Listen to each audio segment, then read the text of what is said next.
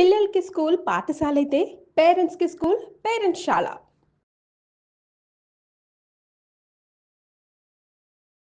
నమస్కారం గురుగారు. శ్రీమాత్రే నమః. గురుగారు, సౌందర్య లహరి పేరే ఎంత అందంగా చక్కగా అనిపిస్తుందో కదండి. సౌందర్యంగా ఉంటుంది. అలానే శంకరాచార్య విరచిత అమ్మవారిని సగౌరవంగా అంటే అభివర్ణించే విధంగా మనకి శ్లోకాలు ఉంటాయి అని చెప్పేసి అంటారు. అయితే సౌందర్య లహరి పారాయణం కూడా చాలా మంది ఆషాఢ మాసంలో చేస్తూ కనిపిస్తూ ఉంటారండి. అంటే అసలు ఏ విధంగా చేయాలంటారు? దీనికి ఏమైనా పర్టికులర్ కొన్ని నియమాలు ఉంటాయా చేయడానికి, ఆ శ్లోకాలు చదవడంలో గానీ పాటించడంలో గానీ అన్న విషయాలు తెలుసుకోవాలనుకుంటున్నాను. అయితే ఇక్కడ ఏంటంటే ఫస్ట్ ఆఫ్ ఆల్ అసలు ఈ నామాలు ఎలా వచ్చాయి, ఈ సౌందర్య లహరి యొక్క శ్లోకాలు ఎలా వచ్చాయి అంటే ఆదిశంకరాచార్యులు వారు శివపార్వతులను వెళ్ళి కలుస్తాడు. ఆయన కలిసినప్పుడు 5 లింగాలు సౌందర్య లహరిని అమ్మవారు ఇస్తుంది అతనికి. అమ్మవారు స్వయంగా ఇచ్చింది. ఇచ్చి వస్తూ ఉంటే నంది మధ్యలో ఆపుతాడు. ఏమిటి అవి అంటే, ఇవ్వండి ఆ లింగాలు ఇచ్చిన అయితే పెట్టుకో.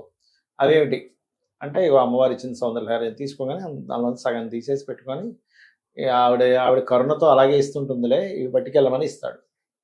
మళ్ళీ ఆదిశంకరాచార్యులు వారు అమ్మవారిని అడుగుతారు, అమ్మా ఏంటమ్మా నువ్వు వరం ఇచ్చిన ఈ నందీశ్వరుడు సగం తీసేసుకున్నాడు, అందులో నుంచి ఏం చేయమంటావు అంటే, శంకరా నువ్వు రచించు, మిగిలినవి నా అనుగ్రహంతో నువ్వు రచిస్తావులే అని అమ్మవారి అనుగ్రహంతో మిగిలిన సగం ఆయన సొంతంగా రచిస్తాడు.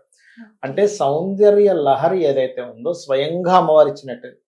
ఎలా అయితే లలితా సహస్రనామాల్లో మనం ఆవిడలో నుంచి 8 కిరణాలు బయటికి వచ్చి వసిన్యాది వాగ్దేవతలు తెల్లటి కిరణాలుగా వచ్చి ఎలా అయితే లలిత చెప్పారో, సౌందర్య లహరి కూడా ఇక్కడ మనం అర్థం చేసుకోవాలి. సౌందర్య లహరి మనం ఎలా అయితే లలితకి ప్రతి నామానికి అర్థం ఉంటుందో, ఇక్కడ మన జీవన శైలికి అర్థమయ్యేలా ఉంటుంది. అది ఇప్పుడు మొదటి నామం ఉంది, మొదటి శ్లోకం ఉంది అందులో, శివశక్త్యాయుక్తో యది భవతి శక్త ప్రభవితుం నచే దేవం దేవో నకల కుశల స్పందితుమపి అని. అంటే ఇక్కడ అర్థం ఏమిటి, అక్కడ మనం చాలా ఆ శ్లోకం తీసుకొని మనం అసలు ఎంత అర్థం చేసుకోవాలి ఆ శ్లోకంలో. అలా ఏం చెప్తాడంటే, శక్తి లేనటువంటి శివుడు ఇంచు కూడా కదలలేడయ్యా.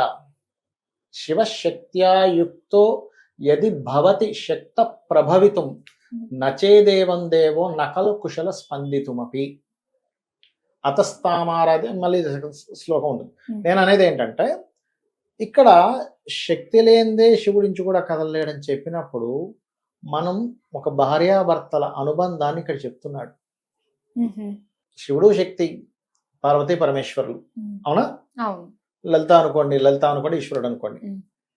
అంటే మన నిజ జీవితంలో కూడా ఒక స్త్రీమూర్తికి ఎంత వాల్యూ ఇవ్వాలి అనే విషయాన్ని మనం అర్థం చేసుకోవాలి. అంతే ఊరికి నేను పారాయణం చేసేస్తాను, ఆషాఢ మాసం వచ్చేసింది, అమావాస్య వచ్చేసింది, పౌర్ణమి వచ్చేసింది, ఏదో లవలలో చేసేసాం అనుకుంటే కాదు. మీరు అందులో విషయాన్ని అర్థం చేసుకోవాలి. అమ్మవారు ఎందుకు ఇచ్చింది ఆ శ్లోకాలని, మరలా మిగిలిన శ్లోకాలను ఆయన ఎందుకు రచించాడు, ఇది లోక కళ్యాణం కోసం వచ్చినటువంటివి ఇవన్నీ కూడా. అందులో చాలా నిగూఢమైనటువంటి ఒక్కొక్క శ్లోకానికి ఒక్కొక్క యంత్రం కూడా తర్వాత వాళ్ళు దాన్ని తయారు చేశారు, బ్రహ్మాండంగా పనిచేస్తుంది. ఒక చిన్న ఎల్లో కలర్ పేపర్ మీద దాన్ని రాసుకొని దాని మీద నేను వీడియోలు కూడా చేశాను. 100 వీడియోలకి 100 యంత్రాలు ఎలా చేయాలి ఏంటనేది నా యూట్యూబ్లో కనుక మీరు సౌందర్య లహరి నానాజీ పట్నాయక్ కొడితే వస్తుంది. మన ఛానల్లో కూడా కొన్ని చేశాం. అదేంటంటే, ఒక కామ్యం తీరడానికి ఏ బీజాక్షరం పెట్టుకుని ఎన్ని రోజులు చేయాలి, రోజుకి ఎన్నిసార్లు చేయాలి, ఖచ్చితంగా తీరుతుంది ఆ కామ్యం. అయితే ధర్మబద్ధంగా ఉండాలి. మీరు ధర్మబద్ధంగా లేకుండా నేనేదో చేస్తే వస్తుంది అంటే వస్తుంది, కానీ దాని ఫలితం కూడా అలాగే వస్తుంది.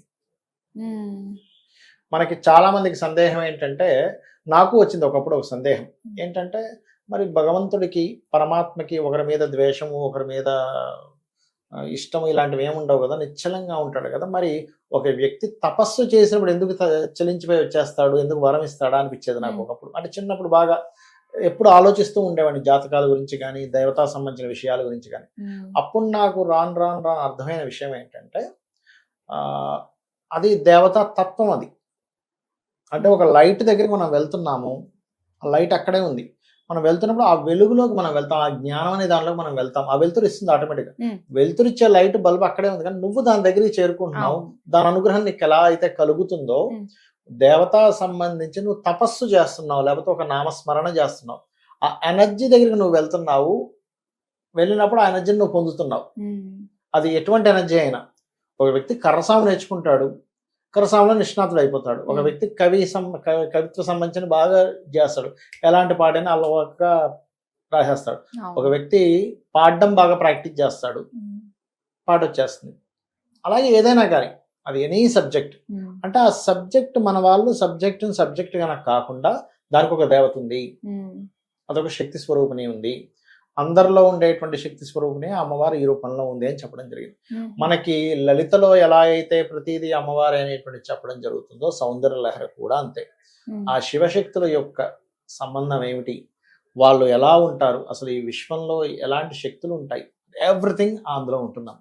మీరు అన్నారు కూడా స్టార్టింగ్, ఇది మన జీవన విధానాన్ని కూడా మనకు తెలియజేస్తుంది. మరి మొదటి నామంలోనే ఉంది కదా, శివశక్త్యాయుక్తో యది భవతి శక్త ప్రభవితం అని. అసలు ఏమిటి అసలు అది, అసలు శివుడు గురించి అట్లా ఉంది అక్కడ.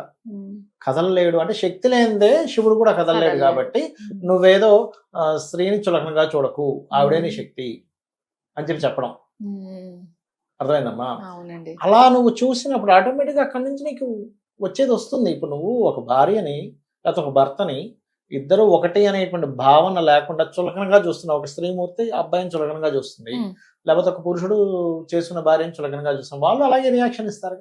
స్త్రీ పురుషుల దాకా ఎందుకు అమ్మ, ఇక్కడ నేను వచ్చాను, నాకు కాఫీ అందిస్తుంది ఆవిడ చక్కగా వచ్చి, బ్లాక్ కాఫీ తీసుకుంటారు సార్ అని ఇస్తుంది. అమ్మ బాగున్నారా, అమ్మ అయ్యో భలే తెచ్చారమ్మా టైం, కానీ నేను ఒక మర్యాద ఇచ్చినప్పుడు ఆవిడ సెకండ్ టైం అయ్యో నా దగ్గర వచ్చారు, ఏంటమ్మా ఆ చేతులు ఏంటి, ఆ కప్ ఏంటి, ఆ ప్లేట్ ఏంటి అన్నాను అనుకోండి, పనిలో ఉండి చేయి తడి చేత్తో తెచ్చేసింది, అది వీడు వచ్చాడా, వీడి కనబడకూడదని తిరుగుతుంటుంది. అంటే నువ్వు రెస్పెక్ట్ ఇస్తే అది ఆటోమేటిక్గా రెస్పెక్ట్ మనకు వస్తుంది. అలాగే అంటే ఒక మనిషి విషయంలో కేవలం ఒక కాఫీ అందించే వాళ్ళ విషయంలో అలా ఉన్నప్పుడు నువ్వు ఒక జీవితంలో జీవిత భాగస్వామిగా నువ్వు అగ్ని సాక్షిగా పెళ్లి చేసుకున్నప్పుడు నువ్వెంత ఇదిగా ఉండాలి, ఎంత ప్రేమగా ఉండాలి అనేటువంటిది. ఎందుకంటే ప్రతి మనిషి జాతకంలో కొన్ని దోషాలు ఉన్నప్పుడు జీవిత భాగస్వామి జాతకం కనుక యాడ్ అయితే వీళ్ళకి ఒక శక్తి వస్తుంది. పిల్లలు పుట్టిన తర్వాత ఒక మార్పు వస్తుంది. కొంతమంది చూడండి, అందుకే మా పెద్ద అబ్బాయి పుట్టినప్పటి నుంచి చాలా బాగుందండి అంటారు, మా పెద్ద అమ్మాయి పుట్టినప్పటి నుంచి చాలా బాగుందండి అంటారు, పెళ్లి తర్వాత నాకు లైఫ్ టర్నింగ్ అయిందండి అంటారు. అంటే ఏమిటి, కొంతమందికి సప్తమ స్థానంతో ధనయోగాలు పడతాయి, అంటే వివాహం ద్వారా, అది స్త్రీ కావచ్చు పురుషుడు కావచ్చు. కొంతమందికి పిల్లల ద్వారా ధనయోగం పడుతుంది, కొంతమందికి గృహం వల్ల పడుతుంది. అంటే ఏమిటి, నువ్వు సింగిల్ గా ఉండడం వేరు, నీకు ఒక పార్ట్నర్ వచ్చినప్పుడు ఒక శక్తి వస్తుంది అక్కడ. ఇలాంటివి బోల్డ్ ఉన్నాయి సౌందర్య లహరిలో. అసలు అమ్మవారి యొక్క తత్వాన్ని ఎలా వర్ణిస్తాడంటే అసలు అబ్బా ఇది కదా, అసలు మనం నిజంగా గనక లలిత గాని సౌందర్య లహరి గాని మనం దాన్ని అర్థం చేసుకుని దానిలో ఉంటే ఇంకా లోకమేం అక్కర్లేదు, అసలు ఈ అమ్మవారి గురించి అర్థం చేసుకుంటూ పోతే కదా అనిపిస్తుంది. అప్పుడు మన దృష్టి కోణం మారిపోతుంది. అమ్మ ఎవరిని చూసినా ఆ సౌందర్య లహరిలో ఒక శ్లోకం గుర్తుకొస్తూ ఉంటుంది, లలితనామంలో ఒక నామం గుర్తుకొస్తుంది. ఎవరిని చూసినా కూడా బ్రహ్మానందం అంటారు చూసారా, ఆ ఆనందంలో తేలుతూ ఉంటాడు. కాబట్టి ఏంటంటే ఏదో శ్లోకాలని నామాలని ఊరక ఏదో నాకేదో వస్తుందని నామం దృష్టితో చేస్తే వస్తుంది, రాదని కాదు, కానీ అది పరిపూర్ణం అవ్వదుగా. ఇప్పుడు మనం ఒక ఎగ్జామ్ రాస్తున్నామమ్మా, బట్టి పెట్టి వెళ్ళి రాసేయడం వేరు, ఆ సబ్జెక్ట్ అర్థం చేసుకొని అందులో ఉండే ఎసెన్స్ ఏంటని తెలుసుకొని రాయడం వేరు. అది మీకు ఉపయోగపడుతుంది ఎసెన్స్ అర్థమైతే, బట్టి పడితే మీకు జీవితానికి ఉపయోగపడదు. ఎగ్జామ్ రాయడం వరకు మాత్రమే ఉపయోగపడుతుంది, మీరు ఆ ఎగ్జామ్స్ మార్కులు రావడానికి మాత్రమే ఉపయోగపడుతుంది, కానీ దాన్ని అర్థం చేసుకుంటే మీ జీవితానికి ఉపయోగపడుతుంది. అలాగే శ్లోకం కూడా మనం ఊరికే పట్టేసి చదివేసుకుంటే కేవలం అంతవరకే దాని శక్తి ఉంటుంది, కానీ దానిలో ఉండేటువంటి లోతైనటువంటి విషయాన్ని మనం ఎప్పుడైతే అర్థం చేసుకుంటామో మీ జీవితానికి ఉపయోగపడుతుంది. మన ఆలోచన తీరు మారిపోతుంది కంప్లీట్ గా మారిపోతుంది. కాబట్టి సౌందర్య లహరి రోజు చేసుకోవచ్చు. అయితే ఎప్పుడైనా సరే అమ్మవారికి సంబంధించిన లలిత కావచ్చు, సౌందర్య లహరి కావచ్చు, చతుర్దశి, అష్టమి, నవమి తిథులు చాలా పవర్ఫుల్. అందులో అమావాస్య, పౌర్ణమి కూడా చేసుకోవచ్చు. అంటే ఆ తిథుల్లో ఇంకా ఎక్కువగా నా అనుగ్రహం ఉంటుంది అని దేవీ భాగవతంలో అమ్మవారి స్వయంగా చెప్పినటువంటి అంశం ఇది. చతుర్దశి, అష్టమి, నవమి తర్వాత అమావాస్య, పౌర్ణమి కూడా అమావాస్య, పౌర్ణమి కూడా ఉంటుంది. మొత్తం ఈ 5 తిథుల్లో కనుక చేసుకుంటే ఇంకా మంచి విశేషమైన ఫలితం ఉంటుంది. అవును, చాలా చక్కగా మాకు తెలియజేసినందుకు ధన్యవాదాలు గురువు. శ్రీమాత్రే నమః.